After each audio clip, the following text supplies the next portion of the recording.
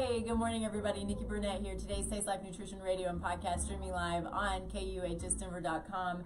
Today we have, again, Dr. Manna Semby, who is founder of Aruna Health, Aruna Functional Medicine and Naturopathic Medicine. I made that much longer than probably it should have been. And I'm in your, sorry, gotta get my head in the right place. Anyway, so glad to have you back after your amazing TED Talk that you just had. So I want to talk about that, but thanks for being here. Absolutely. I'm so glad that we are talking again today. Yes, me too. This is going to be a really good one. I'm excited to really dive in because this is a topic, for one, that we know that most people know so little about, but we're going to go really deep into brain health and brain function, and I think it's a really important topic. But as always, first we start the show with gratitude, because gratitude can change the world. I truly believe that. I think it's so important. I try to wake up in the morning and that's my first thought. Well, that's not necessarily true. I try to make it my first thought. My first thought tends to go to work and all these other things, but I think being in gratitude is a game changer on so many levels. So, Dr. Manna, what are you grateful for today? Yes, excellent question. I'm really grateful that a TEDx talk went as well as it did yesterday. Yeah. It was really wonderful. I was able to step on the stage with ease and comfort and really deliver my message, and I feel very thankful today. Awesome. I love that. I think that, and I want to talk more about it. Oh, the music. See? Always something. There we go. Thank you. I think I was grateful for this last week too, but but I'm going to be grateful until the time happens that we're going to Mexico. We're going to take a very short little vacation to just around sort of the Puerto Vallarta area, which we've never been to before.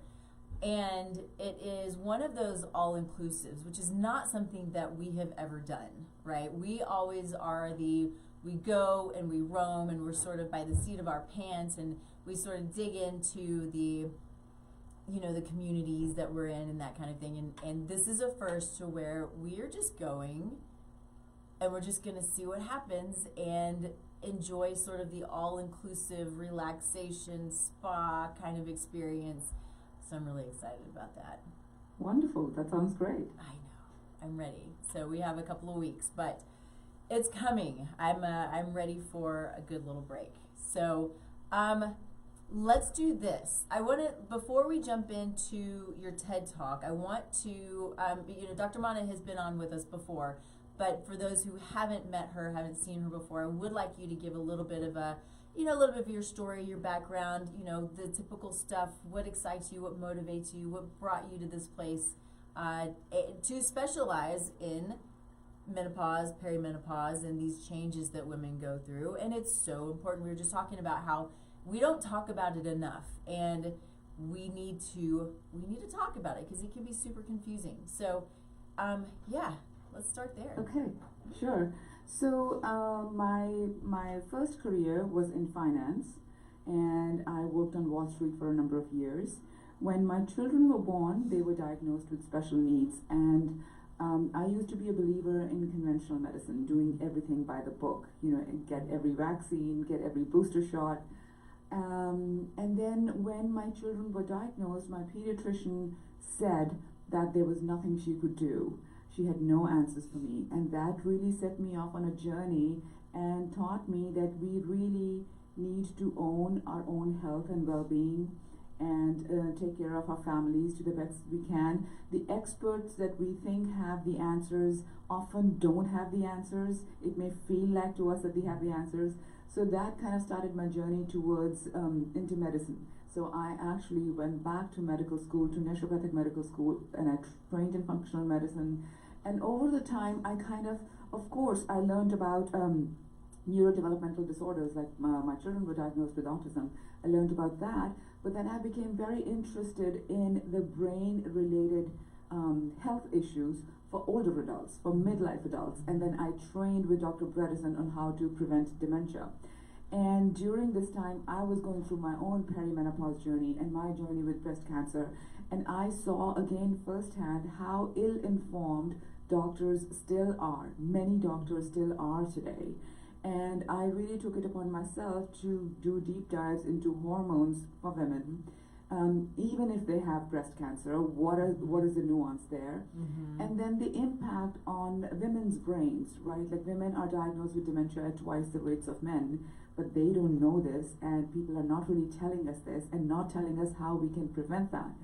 So I just became very passionate about these things that especially impact women, and we don't talk about them, right? And we don't talk about them, and it's like, why don't we talk about these things? You know, women have so much purchasing power, they have deciding power. They don't have, you know, this is not front and center. The health is not front and center. What's happening inside the body. Prevention is not front and center. And that's my passion, is to bring prevention to everybody's attention, that's where the money is.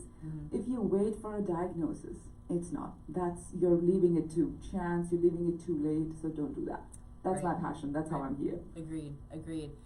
So I'm curious about something which is a little bit off topic, but because you experienced it and because this is a hormone topic, what is your opinion, your very educated opinion on estrogen and breast cancer? It's a great question to start with, right?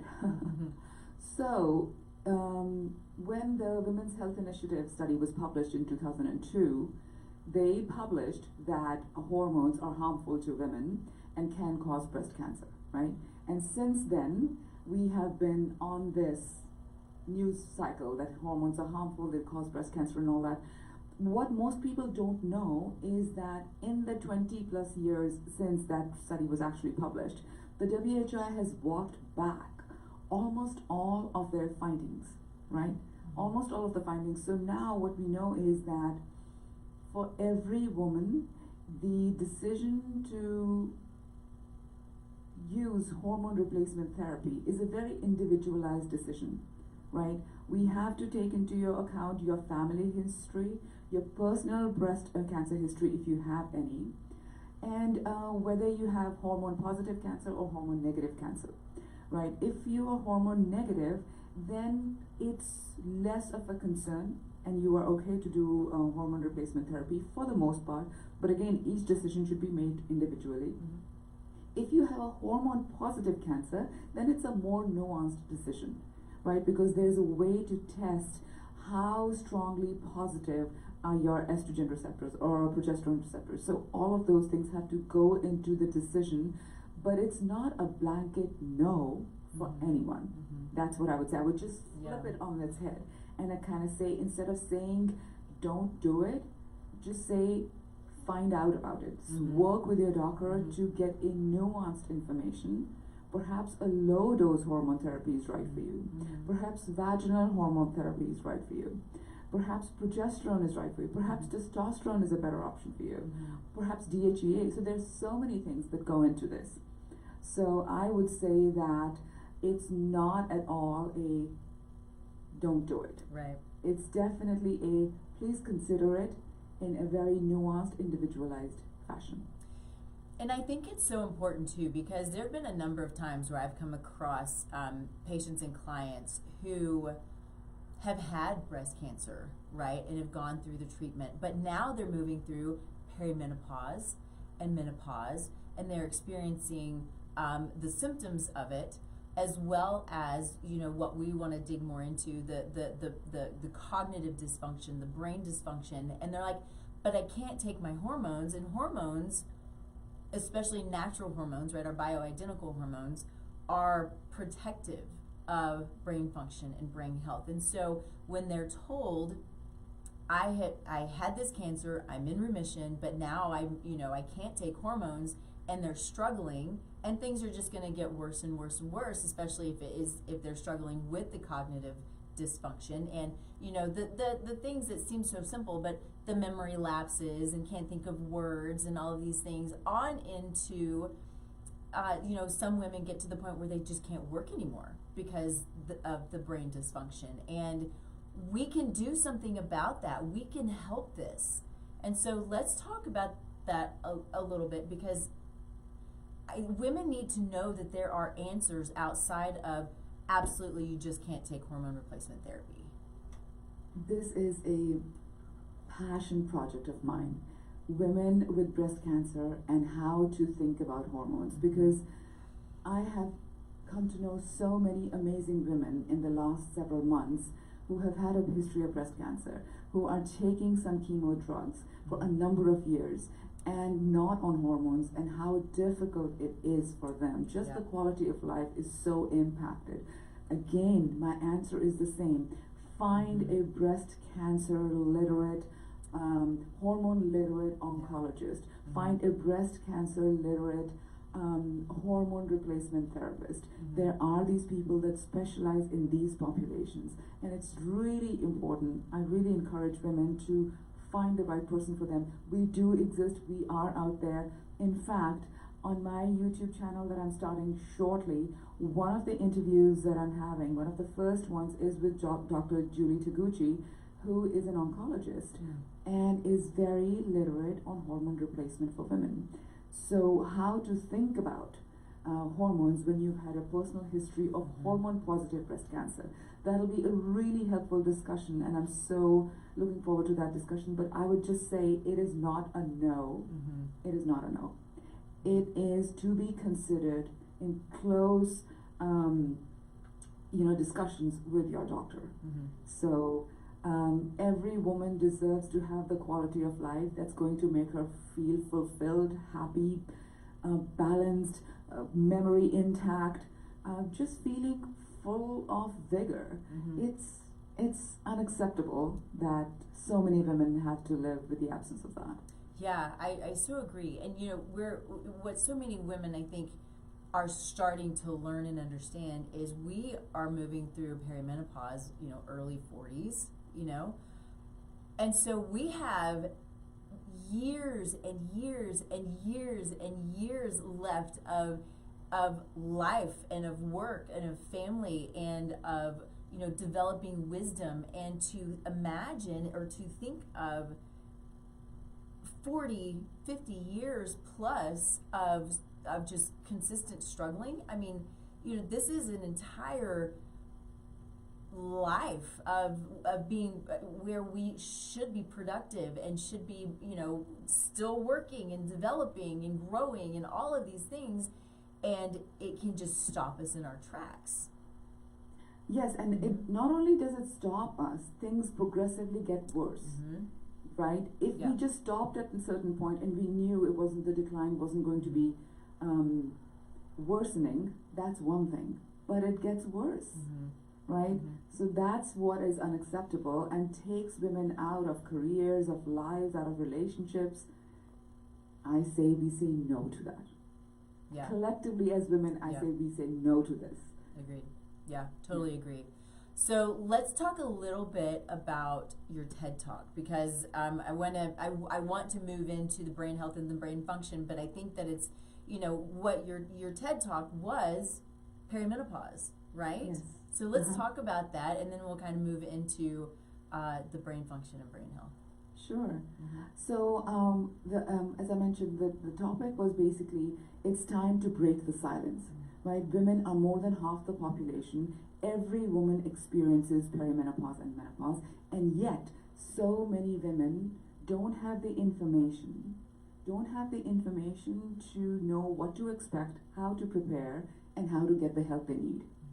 That was basically the crux of my talk. Is like, we need to break the silence, right? We need to normalize the conversation beyond our conversations, right? Beyond the people on podcasts and interviewers and interviewees who are talking about this, and beyond our audiences.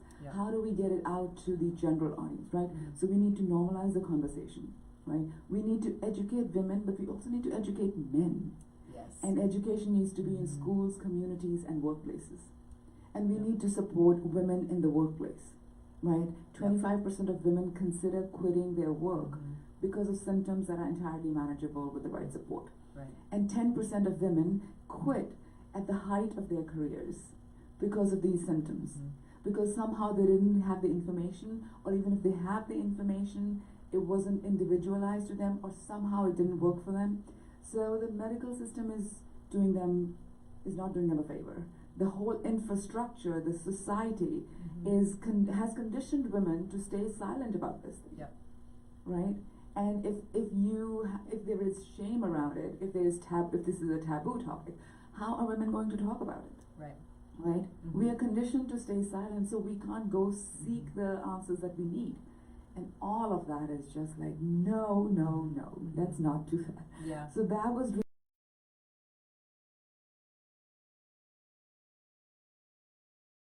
right. Like one of the things I talked about was the symptoms of perimenopause. Right, the PET scans, brain scans show women can have an up to 30% decline in brain energy during perimenopause.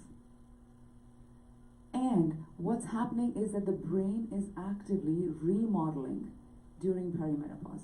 Regional connectivity is changing, regional chemistry in the brain is changing, and all of these changes are correlated with changes in mood, sleep, and cognition. Right? So if we don't know what to expect, how to prepare, and how to give our body the tools, the resources it needs to continue functioning optimally. Yep. So it's in our hands. It's entirely in our hands. It is. To help ourselves. Yeah. So I think it's women that are going to help women.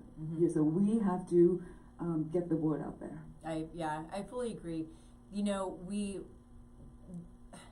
there's so much fear, you know, kind of going back to the start of the conversation, there's so much fear around hormone replacement therapy. You know, is it good? Is it bad? Should I do it? Should I not do it? And I think the big thing is to understand that there is a difference between our pharmaceutical hormone replacement therapy versus bioidentical hormone replacement therapy, and the anti-aging benefits both in brain function and in skin and in sexual function and all of these things, and how important it can be to support the body with the foods and eliminating toxins and all of these things that, you know, we do in the functional medicine world. But like you said, will replacing those hormones also be beneficial? And I think for a lot of people it really, really is, and it can change. You said, you know, the brain is constantly modeling. Well, it can be a negative, right, or it can be a positive, and if we bring in those supportive hormones, then we're supporting our brain function. Yes, absolutely. I do want to go back to one thing. Yeah. The pharmaceutical hormones. So the patch, the estradiol patch, is actually bioidentical, right? So the patch that you get at CVS or Walgreens or Costco or anywhere, those patches are bioidentical. The oral micronized progesterone that you get is bioidentical, and these you can get at your conventional pharmacies, right? So in most cases, when I'm writing a prescription, I'm writing for these because people can use their insurance to get them. There are compounding pharmacies that create creams in different kinds of concentrations. Those are, of course, also bioidentical, but they are not available at your regular conventional pharmacies. So the distinction that we have to make in hormones is synthetic versus bioidentical, right? Yep. So synthetic hormones are generally, if you take oral estrogen, that is mostly synthetic, right? So that's the distinction we want to make, is synthetic versus bioidentical. So the patch that you will get in any place and the progesterone, as long as it's not medroxy progesterone, that is not bioidentical, but oral micronized progesterone is bioidentical. So that's one thing. You know, we still need a lot more research on what is the ideal value, how much hormone should somebody take, right? This whole thing, the fear about hormones, I know it's a real fear. And when do you have fear is when you don't know about something. Yeah. Right? When you don't know about something, you feel afraid. But if you start looking into something, listening to some conversations, reading some books, reading some papers about it, the more familiar you become with it, the less you're afraid, right? I think there have been horror stories with incorrect usage of synthetic hormones. Exactly. That make women afraid, and rightly so. So what needs to be understood is that what we are talking about is bioidentical hormones at much lower doses than would cause your body to go haywire, right? And then that has to be tempered with, there was this other line that doctors used to say, the lowest dose of the hormone for the least amount of time. Incorrect. That's also feeding into the fear, like, oh my gosh, it's dangerous, so use the lowest and for the least amount of time. Now we are getting more and more research on what is the level of hormones that will help you with hot flashes and night sweats. Okay. In my experience, even a small dose of hormones can help you with just those symptoms. And then for bone benefits, right? Because fast bone loss begins during perimenopause. When you go 3 months without a period, you have already begun a period of fast bone loss, which will eventually lead to osteoporosis, right?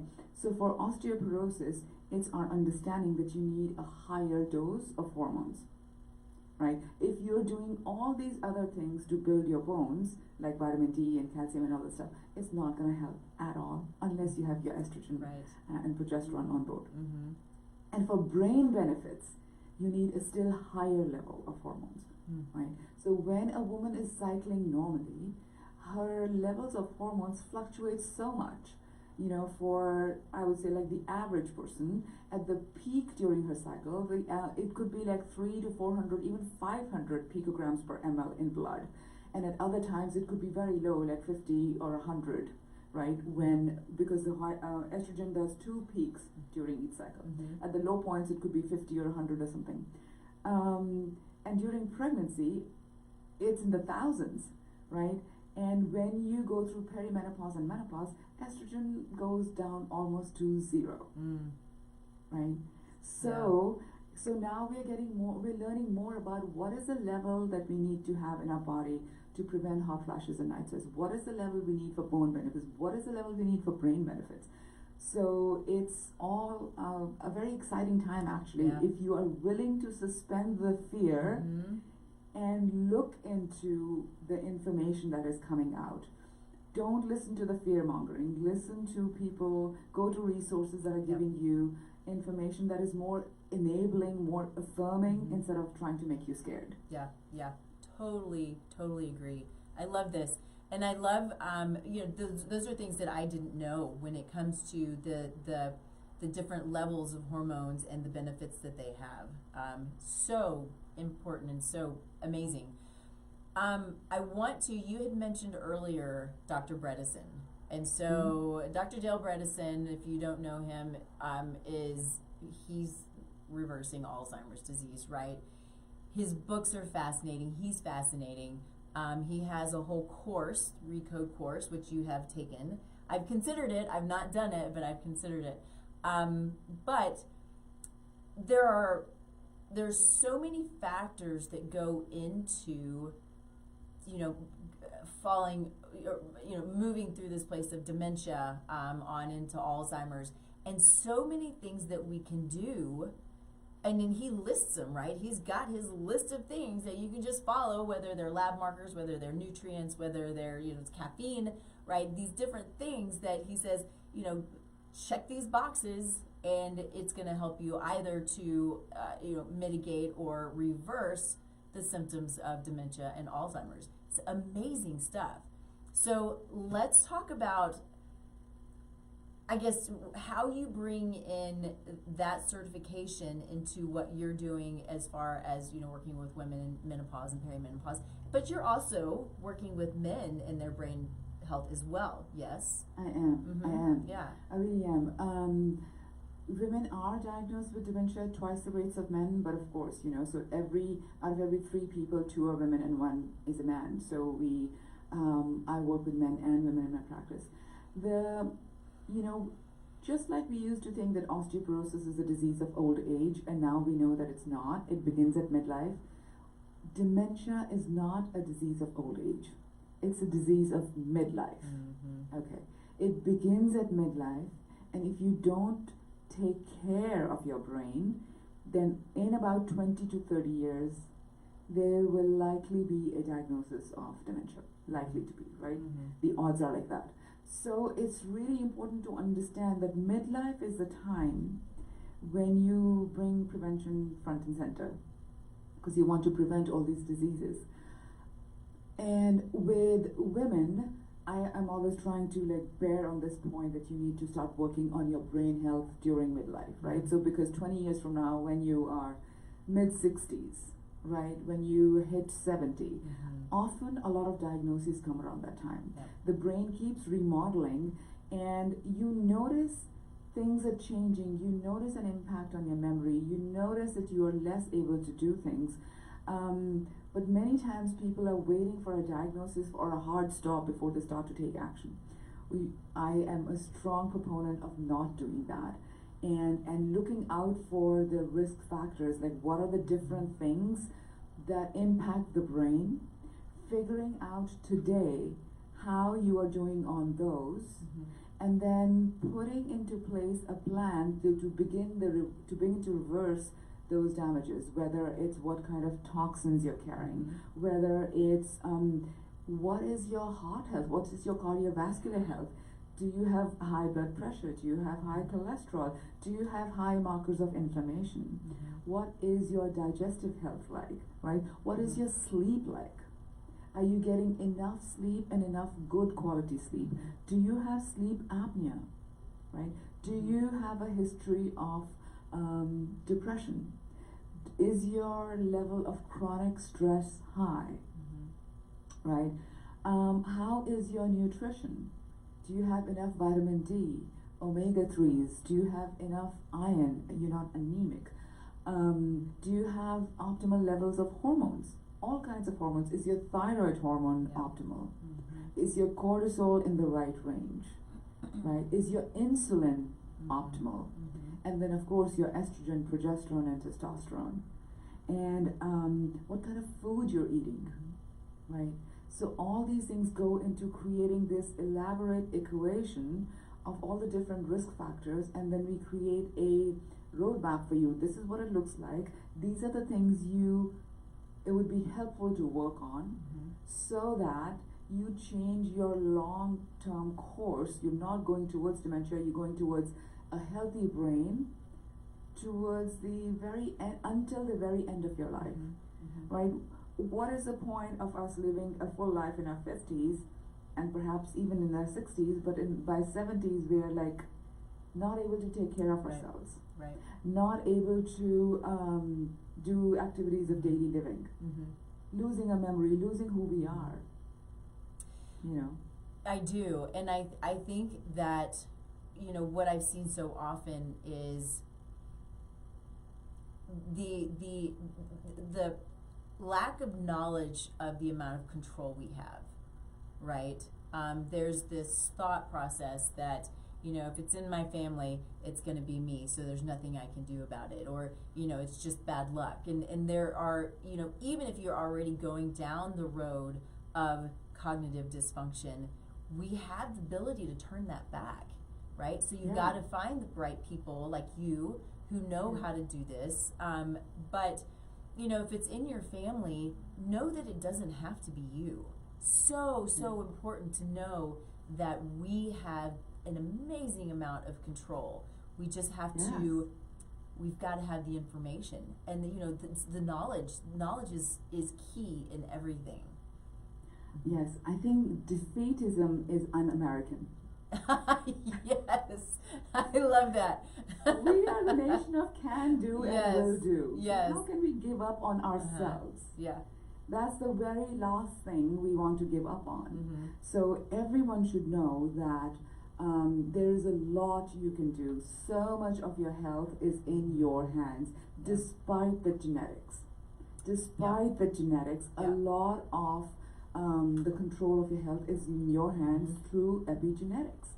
Epigenetics is how you control your mental, emotional, and physical health through the food you eat, through the environment you live in, through how you're doing in your mind, how you take care of your mental and emotional health.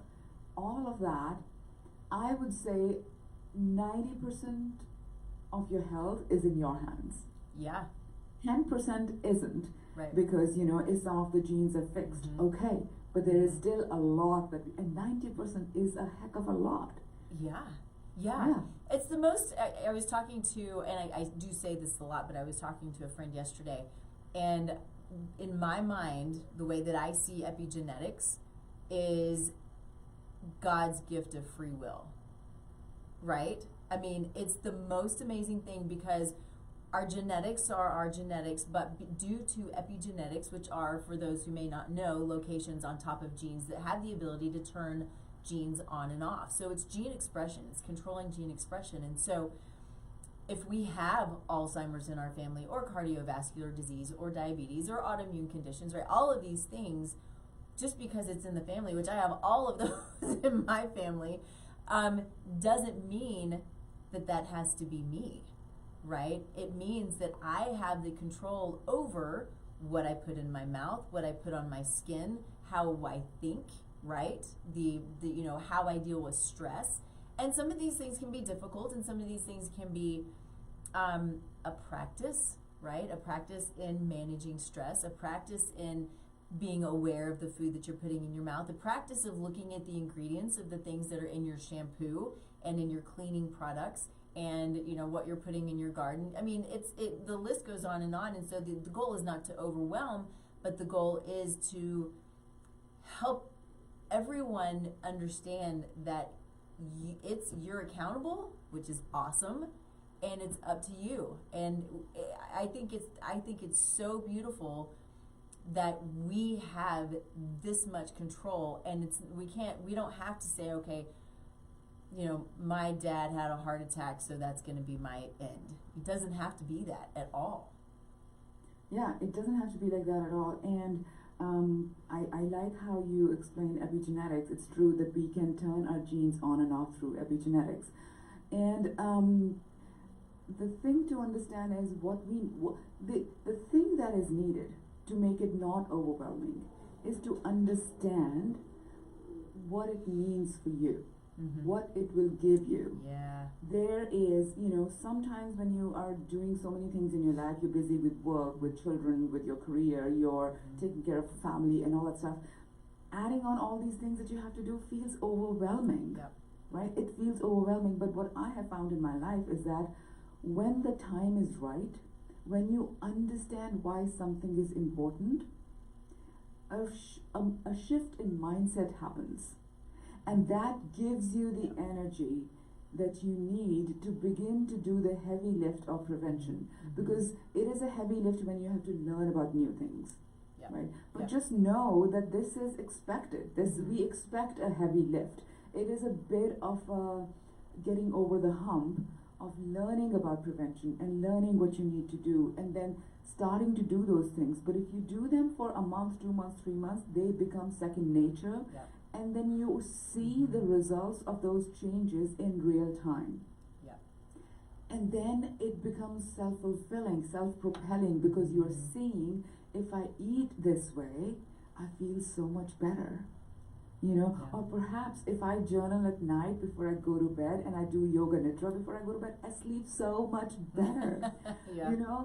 It's like these things, these small shifts in how you go about your day can make a big difference.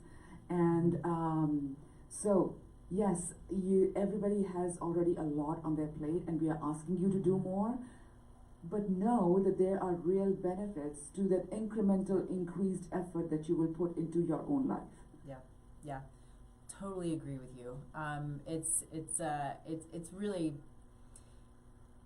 I think, I often am talking with patients and clients who are sort of at that starting point, right? They've already gone down the road of dysfunction, whatever that dysfunction looks like.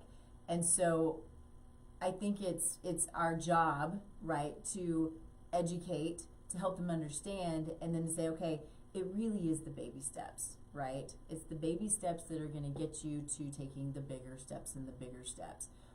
Ideally, though, which is why I think we both do these shows and try to talk about these things, is to start to create that knowledge and that conversation prior to the point where you're already starting to struggle, right? We don't want to get to that point. You know, as as kids, it's like we're invincible and nothing's ever going to happen, and so we don't even think about these things. But there has to come a time where we start to think, okay, what is it that is in my food? Which is a huge topic right now, right? I mean, thank God it's a huge topic right now, because the food that we are eating is killing us and is damaging our brains, right? And it's impacting our epigenome for generations to come. But now that we are starting to have, I mean, the awareness has been there for so long. These people have been beating this drum, including me, and I'm sure including you, you know, for years now, but finally it's like at the top of the top. And people are paying attention to, you know, something as simple and as terrible as the red food colorings, right, that impact brain function. And so anyway, I'm maybe getting a little off topic a bit, but having this awareness around what we're putting in our bodies and on our bodies before the junk happens. That's what I just always call it, junk, right? Everybody's got their junk and they're always dealing with their junk, but starting now so we don't have to deal with the junk. And so we can live this amazing, optimal, full life until the day we die, instead of, you know, struggling and trying to figure out, you know, going to the doctor and, you know, going into the hospital and, you know, spending all of this money on medical care when it doesn't have to be that way. Yeah, it's like, you know, with health, unfortunately, what happens is you don't realize what you've got until you lose it. Right. Yeah. And when you lose it, the rest of your life is on hold. You really can't do anything. And so what I really have become a proponent of saying is that health and wellness is the basis, is the foundation of your life, especially beginning in midlife. Mm-hmm. If you don't take care of if you don't take stock of things now, pretty soon you'll be able to tell. You know, it begins to tell on you, whether it's through just feeling run down or through feeling joint pains and aches and just not feeling robust enough. So I just say that health, from midlife onwards, health is the foundation for the rest of your life. Yeah. You know, so everything else is built on a foundation of good health. And if you have that, then you can pursue all your personal and professional goals. And if you don't have that, then it's very binary. You either have it or you don't. And if you don't, then everything else is on hold. Yep. So, but the thing is that we somehow, human nature is like that. We don't pay attention to it until we're beginning to lose it. Right? Yeah, it's true. What are you seeing as far as infections, toxic load, things like that? You know, we have what many, I think in standard, you know, typical medicine believe is that we've got our liver and our lungs and our kidneys and our skin, and we just detox and it's normal and it's natural and we don't have to worry about detoxification.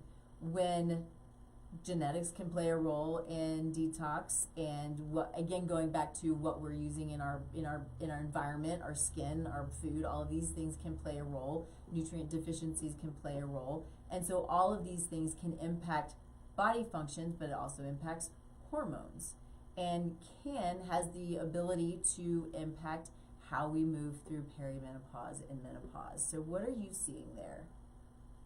In terms of infections and toxins, what I am seeing is certainly liver enzymes elevated in a lot of patients, right? And they don't have, you know, so I definitely see a huge increase in mold toxicity in patients. Oh my goodness, it's everywhere. It's crazy. Yeah. Mold toxicity is high. There are also heavy metals, environmental toxin levels are really high. In terms of the infections, lately I haven't seen that much Lyme or Babesia or Ehrlichia. There are cases of long COVID that have an impact on brain health. There are other kinds of infections that people can have. You know, any kind of infection that you have, some kind of sinusitis, people struggle with that chronic sinusitis for decades, and often that is a mold colonization of your sinuses, or even simple things as gingivitis. You know, the bacteria that causes gingivitis has been found in the brains of people with dementia. Bugs that cause sinusitis have been found in the brains of people that have dementia. So it's really important. And you know, the whole thing with COVID is going to continue to play out. More and more information is coming out. And certainly people that have long COVID have a lot of other health problems, and it becomes a really big jumble of a diagnosis to untangle. It's really unfortunate. So yes, so infections and toxins are definitely two things that make a big impact to brain health and then overall health. Have you seen in practice an uptick in mast cell activation syndrome? Yes, mast cell, you know, people have always had mast cell activation. I have not noticed an increase in my practice with mast cell activation. I think each practice attracts a certain kind of patient to you. So I haven't, traditionally I haven't had a lot of people with mast cell activation. But what I do know with the people that I have worked with is that a big portion of mast cell activation is your body is stuck in fight or flight. Your body is stuck in sympathetic mode. Your body is perceiving that it is not safe, even when there is no clear and present danger in the environment. Your body is stuck in that. That can happen with people that have high mold toxins. That can exacerbate or set off mast cell activation, which is why programs that are like brain retraining programs are becoming more and more popular and useful for individuals that have mast cell activation or other conditions that are either set off or exacerbated by the state that your nervous system is in. So working on the tone of the vagal nerve, working on soothing your mental, emotional tone, it's really, really helpful for that. What else are you doing for brain health when it comes to that piece of it? You know, I talk to people a lot about vagal tone, and for those who don't know, you've got the vagus nerve that runs from the brain to the GI. And it plays a role in gut health. It plays a role in the way our heart functions, right? It plays a role in so much of who we are. If our GI is sluggish, right? And so we can have these situations where the vagal tone is not optimal and can cause symptoms. So, and there are exercises, really cool stuff that we can do to stimulate the vagus nerve. But what are some other things that you're seeing that's beneficial? So I'm a big proponent of using simple ways to help people, because when somebody is stuck in fight or flight, has mast cell activation, giving them a lot of complicated things to do makes matters worse. So I'm a big proponent of using heart rate variability, because that's a simple thing you can do. I'm a big proponent of getting a heart rate variability monitor, and then there's a reader that you attach on your ear. It's a clip that goes on the ear, and then you connect it to your phone, and it can tell you the way you're breathing is, it can help you regulate your breathing and get into a zone where your heart rate variability increases and your heart rate decreases, because that's what you want. You want your heart rate to be not low, but in a range that is healthy and robust for you. So a heart rate in the 60s is helpful, in the 50s, depending on your age, of course. Like, you know, we cannot say, but increasing your heart rate variability is a simple way, but also a biofeedback kind of way. Like when you're doing this on your phone, you can see the way I'm breathing, I'm staying in the green zone. okay, I'm breathing a little bit too fast. That's taking me into the orange zone. So let me understand, okay, if I breathe in this way, slow and deep, I can stay in a more relaxed and parasympathetic way. And once you do that for a certain amount of time every day, you kind of are learning, you're teaching your body to remain in that zone, and then we train you with your stressors, whatever are the stressors in your body that tend to get you out of that zone and put you in a stress mode again. We train you to use heart rate variability to be able to address those things, work on the stressful things, staying in the green zone. Yeah. So that's really helpful. So, those are real things that people can do on a daily basis in their lives which are not, time intensive, they're not equipment intensive, you don't have to go somewhere for it. But a great, simple and easy way to be more relaxed and present in your body. I love that, because I think that we don't, me included in this, but we don't think about breathing the way that we should. And I think that we are in this place which increases that sympathetic, where we're breathing short, quick breaths. And I know I do this as well. And I know for me, when I breathe a deep breath, my shoulders go up, which is not good. So teaching or learning how to breathe, and then doing the heart rate variability, which I love. I don't do that the way that I should. So these are all good reminders for me as well. To bring everything to a calm place, right? This is why meditation, or reading the Bible, or walking in the grass, right? Laying in the grass. All of these things are so important to the body. Have you read the book, Earthing? No, I haven't read the book, but I love earthing. Yes. I love it. Yep. It makes a big difference. Yeah. So I'm just starting it. I've had it for years, and I know the concept behind it, right? It's the electromagnetic frequencies of the earth that help to bring our body to a good space. And we wear shoes that block that. We are inside all the time. We're in buildings all the time. All of these things that block our connection to the earth, and we need that connection to the earth. Anyway, so I'm reading the book now, so I love the science behind it, right? And that's what I want to know more about. But these are the things that are simple for people to do, no matter what the situation is. If it's perimenopause, if it's MCAS, if it's whatever condition, if it's just being stressed, if you have the ability to go outside and walk in the grass, that can be a game changer. Absolutely. It makes a big difference.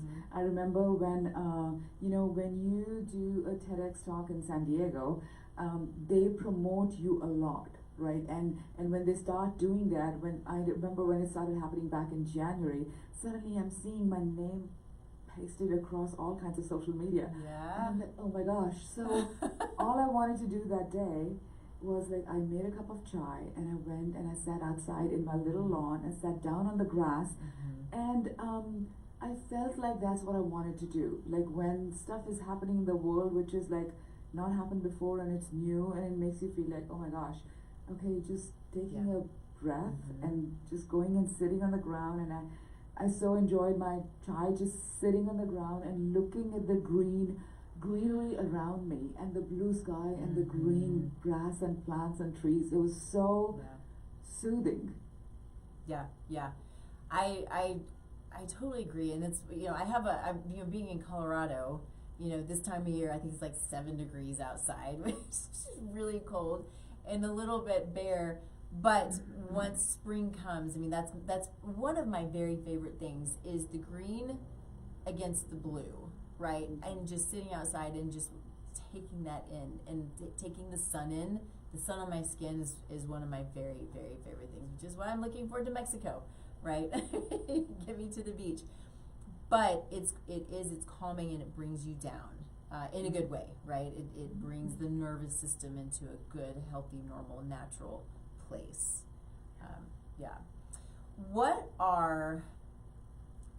are you seeing as some maybe more advanced interventions when it comes to Those who are already going down the road of some cognitive dysfunction, what are you seeing? What are you doing in practice?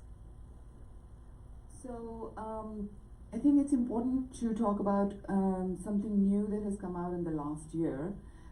These are, previously what used to happen is if you suspect somebody has dementia, you would have to go do an MRI or to have a CSF tab to do analysis of your cerebrospinal fluid to look for evidence of plaque. These days, in the last 1 year, there are very advanced blood tests that you can do which can look for evidence of plaque in your blood from the vein, right? Okay. So you don't have to have these advanced MRI or these invasive testing to find out if you already have pathology of dementia in your brain. So that's one thing that I just wanted to say. What is the test? Do you mind if I add, what is? Sure, of course. There's a company called Neurocode. Okay. Neurocode has created these, it's a set of 3 labs, and what they are testing for is, one is testing for something called p-tau. Okay, these are tangles of p-tau in the brain. So it's testing for inflammation that is specific to Alzheimer's. It is also testing for non-specific inflammation in the brain, and it's testing for evidence of plaque in the brain. So there is a set of 3 tests, and Dr. Bredesen has been talking about these tests quite a lot over the last 1 year. So I just want to bring it to people's attention that Dr. Bredesen is calling these tests the brain scan.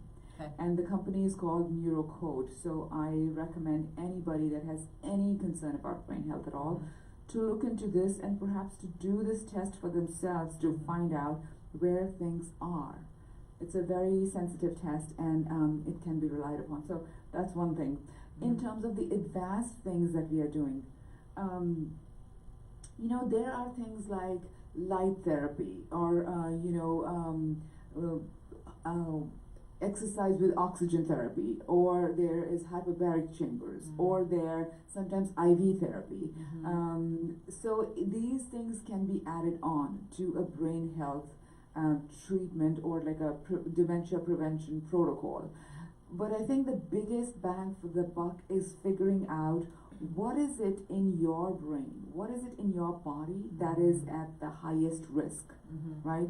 Is it your heart health? Because if you have heart disease, you have brain disease, right? Because the circulatory system that is originating in the heart is the same that is serving the brain. The arteries, the vessels, the blood vessels that are in the brain are smaller and finer. So if you have plaque in the bigger arteries around the heart, odds are you have plaque in the smaller, finer arteries in the brain. And because they are smaller, they can get occluded, completely blocked. If blood isn't flowing through those vessels, then oxygen isn't flowing through, nutrients aren't flowing through, then those areas of the brain can begin to show the impact to your cognition before others, right? So taking care of heart health is super important. Understanding what are the different toxins in your body, which ones are more neurotoxic, and taking care of those is super important. There is this whole gut-brain axis, right? And the vagal nerve, which kind of connects the two. So taking care of all of those things. Testing for sleep apnea. Many people have undiagnosed sleep apnea, or even if you have diagnosed sleep apnea and you have a CPAP, is it working for you? Have you done the test for sleep apnea with a CPAP? I have a patient who has a sleep apnea problem, and she has a CPAP, and even with the CPAP, her score is so high. So it's figuring out what are the things in each patient that are causing the most damage, and working to reverse that. Right? And then we do other things as well, but often what ends up happening is one thing is causing 60 to 70% of the damage. So if we just bring that in line, you can see a huge change in somebody's brain health. So it's a fact-finding mission. It's like we are investigators, we're detectives to find out where is it where is the smoking gun? We Yep. need to find that. And Yep. so then that's the approach we follow. Yeah.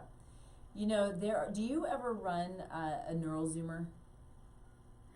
You know, I don't run a neural zoomer. I do other kinds of tests to find it out because I do the recode testing, Okay, yep. and that is extensive labs through Quest Diagnostics, Okay. and then I do a whole bunch of functional labs. But Yep. tell me, what is your finding with neural zoomer? Well, so neural zoomer through Vibrant, Vibrant, right. right? So it can look at, you know, the toxins. It can look at specific foods. It can look at things like strep. You know, different organisms, infections that can impact neurological health. And so I just think it's a really fascinating panel that just it gives a ton of information. It's not at all specific to dementia or Alzheimer's, but to cognitive health and cognitive function, you know, sort of in general. So just curious because I think I just think it's a really cool panel. Yeah. Yeah, Mm-hmm. yeah. I have my tried and tested labs, and then I add to them over time once I get the evidence that okay, these are reliable. I can get good information from those, and also keeping cost in mind. Like, okay, what is going to give me the most bang for the buck for each patient? Yeah. So yes, so I use a bunch of different labs for getting to what I need to get to for each patient. Yeah. There are markers, and it's been a while since I read the book, but there are a couple of things that have stuck with me as I'm, you know, looking at my own clients and patients panels. One of those in particular, and I don't know if it's changed. I do have his newer updated book, but I haven't read it yet. But you know, we can look at things like B12, and so tell me if this has changed. But you know, we might see B12 under 600. And that can be problematic, and so we want it. You know, it shows that it's in line if it's sitting at 400 or 500, right? That it's in range. But above 600 is what's best for cognitive function, right? And so if I see whether they are coming to me for whatever reason, if I see it under 600 because of Dale Bredesen, I'm like, we got to get your B up, your B12 up, right? Absolutely. Yes, these. I mean, B12, B9, folate, B6. These are very essential nutrients. We need them for our metabolism and pretty much every reaction in the body. So yes, I mean, doing that and making sure your homocysteine is low. Yep. So all of those things are looked at. Absolutely. That's another one that has stuck with me as well as homocysteine. I check it on everyone, and you know, the lab ranges show it can be up to 13 that is within range, whereas according to Dr. Bredesen in his book, anything over 11 is a 100% chance of cognitive decline. And I see it over 11 all the time. Yes, there is a big difference between an optimal range for anything we test versus a conventional range, right? You know how the conventional ranges were developed. Do you know that? I mean, my understanding is they're developed just based on illness, right? It's not, they're not. It's based on the general population. Yeah, which is so they sick. take the data from the general population, and they take, okay, what is the middle 80% of the population on, and that becomes the conventional range. Right. But our population is very sick. We are a chronically sick population in the US. So those ranges are not very helpful. Yeah, not at all. And so that is there is a big difference when we're looking at labs. We are looking at more optimal or functional ranges as opposed to what you'll see as a general lab range, which also, super frustrating, can change from lab to lab. They might have their own ranges. I think the problem that happens with that is not all labs use the same units. Right. So I think it's important to look at the units. The range shouldn't change because the conventional range, like that has been established, that the larger labs use. So what I find is that I mean, a lot of practices, what they do is they have the conventional range and they add another column next to it, and then they say this is the optimal range, and then they compare to that, which is, I do think is more helpful. Agreed. But yes, it's important to make sure that the units across the different labs are the same, because that can be confusing. Yeah, totally agree. I would love to know if there is anything that we have not covered that you would like to cover. Anything you want to end on? When it comes to brain health or health in general at midlife, I just want to tell all women that if you prioritize prevention, your body, your mind will thank you for it in the decades to come. Mm-hmm. You will be present for yourself, for your children, for your family, the way you want to be, right? It's in your hands, and don't be afraid. If there are things that cause you to have fear, know that that's because you haven't looked into it enough. So, once you've done the investigation and then you come to a conclusion this is not right for you, that is great. That is the way to be. Then you're not afraid. Then you say, okay, I considered this, and for X, Y, and Z reason, this is not an option for me. Great. Then you're an informed consumer. Right. But when you're in fear, it's not helping anyone. Right. Totally agree. Has your TED Talk been released? No, it takes like 6 to 8 weeks for Does it to be released. It Okay. takes a while to edit. Okay. Yeah. Well, let me know. Send it to me so we can get it out there, and we'll add it to all of the notes and everything throughout, because I think I'm excited to watch that, and congratulations on that. Thank you. Yeah. Yes, I will share. Awesome. I would love that. Where can you be found? So my website is the best place to find me. It's arunamed.com, ARUNAMED.com. There you can send me a message, you can connect on social media, you can schedule a discovery call, anything you want. All the information is on my website. I love it. Thank you so much. This was such a great conversation. I've really been looking forward to this because it's such an important topic. We really need to spread it far and wide, right? We don't have to struggle. Yeah. Yes, absolutely. Yeah. Absolutely. All Thank right. you so much. Yeah, thank you. You all can find me, of course, at tastelifenutrition.com. We are streaming live here every week on kuhsdenver.com. We would love to hear from you. If there are topics that you want to hear about, listen about, learn about, then let us know. We're here to be a resource. We're here to serve you and to just love on you as much as we can. So let me know if there's anything that is of interest to you, and then we'll be back here next week, 10 a.m. Mountain Time, again streaming live on the amazing kuhsdenver.com. And we'll see you next week. Bye, everybody.